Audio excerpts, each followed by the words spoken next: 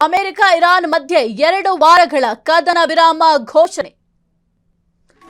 America Iran ಮಧ್ಯೆ 2 ವಾರಗಳ ಕದನ ವಿರಾಮ ಘೋಷಣೆ. ಕಚ್ಚಾ ತೈಲ ಬೆಲೆಯಲ್ಲಿ ದಿಢೀರ್ ಇಳಿಕೆ. ಕಚ್ಚಾ ತೈಲ ಬೆಲೆಯಲ್ಲಿ $6 ಇಳಿಕೆ. ಕಚ್ಚಾ ತೈಲ ಬ್ಯಾರೆಲ್ಗೆ $96 ಇಳಿಕೆ. ಸದ್ಯಕ್ಕೆ ಅಮೆರಿಕ ಇರಾನ್ ಮಧ್ಯೆ ಈಗ ದಿಢೀರ್ 2 ವಾರಗಳ ಕದನ ವಿರಾಮ ಘೋಷಣೆ ಆಗಿರೋದ್ರಿಂದ ಕಚ್ಚಾ ತೈಲ ಬೆಲೆಯಲ್ಲೂ ಕೂಡ ದಿಢೀರ್ ಅಂತ ಇಳಿಕೆಯಾಗಿದೆ. ಇನ್ನು $6 ಇಳಿಕೆಯಾಗಿದೆ. ಇನ್ನು ಕಚ್ಚಾ ತೈಲ ಬ್ಯಾರೆಲ್ಗೆ $96 ಇಳಿಕೆಯಾಗಿದೆ. ಅಮೆರಿಕ ಅಧ್ಯಕ್ಷ ಡೊನಾಲ್ಡ್ ಟ್ರಂಪ್ ಅವರ ಇರಾನ್ ಜೊತೆಗೆ 14 ದಿನಗಳ ಕದನ ವಿರಾಮವನ್ನ ಈಗ ಘೋಷಿಸಿದ ಬೆನ್ನಲ್ಲೇ ಜಾಗತಿಕ ಮಾರುಕಟ್ಟೆಯಲ್ಲೂ ಕೂಡ ಕಚ್ಚಾ ತೈಲ ದರ ಭಾರೀ ಕುಸಿತ ಆಗಿದೆ. ಇನ್ನು ಕದನ ವಿರಾಮದಿಂದಾಗಿ ಕಚ್ಚಾ ತೈಲದ ಬೆಲೆಗಳು ಒಂದೇ ದಿನದಲ್ಲಿ ಸುಮಾರು ಇಷ್ಟರ ಮಟ್ಟಿಗೆ ಇಳಿಕೆಯಾಗಿದೆ. ಕಳೆದ 6 ವರ್ಷಗಳಲ್ಲೇ ಒಂದೇ ದಿನ ಕಂಡ ಅತಿ ದೊಡ್ಡ ಕುಸಿತ ಇದು ಅಂತ ಕೂಡ ಸದ್ಯಕ್ಕೆ ಅಂದಾಜನ್ನ ಮಾಡಲಾಗಿದೆ. ಒಟ್ಟಿನಲ್ಲಿ ಒಂದು ಕಚ್ಚಾ ತೈಲ ಬೆಲೆಯಲ್ಲಿ ದಿಢೀರ್ ಇಳಿಕೆಯಾಗಿದೆ. $6 ಇಳಿಕೆ ಆಗಿದೆ. ಇನ್ನು ಕಚ್ಚಾ ತೈಲ ಬ್ಯಾರೆಲ್ಗೆ $96 ಈಗ ಇಳಿಕೆಯಾಗಿದೆ.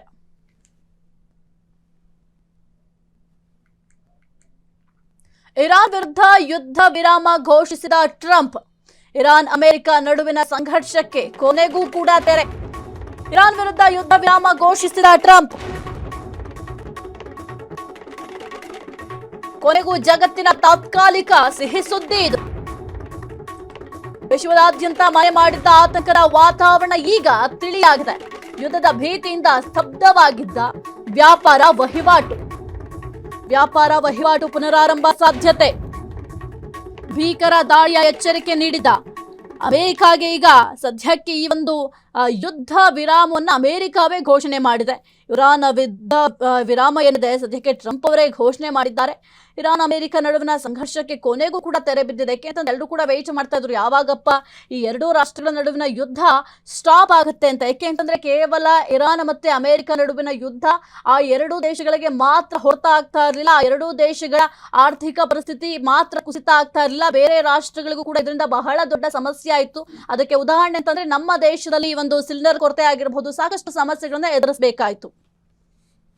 ಕ್ಷಣ ಕ್ಷಣದ ಸುದ್ದಿಗಳಿಗಾಗಿ ಫ್ರೀಡಂ ಟಿವಿ ಸಬ್ಸ್ಕ್ರೈಬ್ ಮಾಡಿ, ಲೈಕ್ ಮಾಡಿ ಹಾಗೂ ಫಾಲೋ ಮಾಡಿ.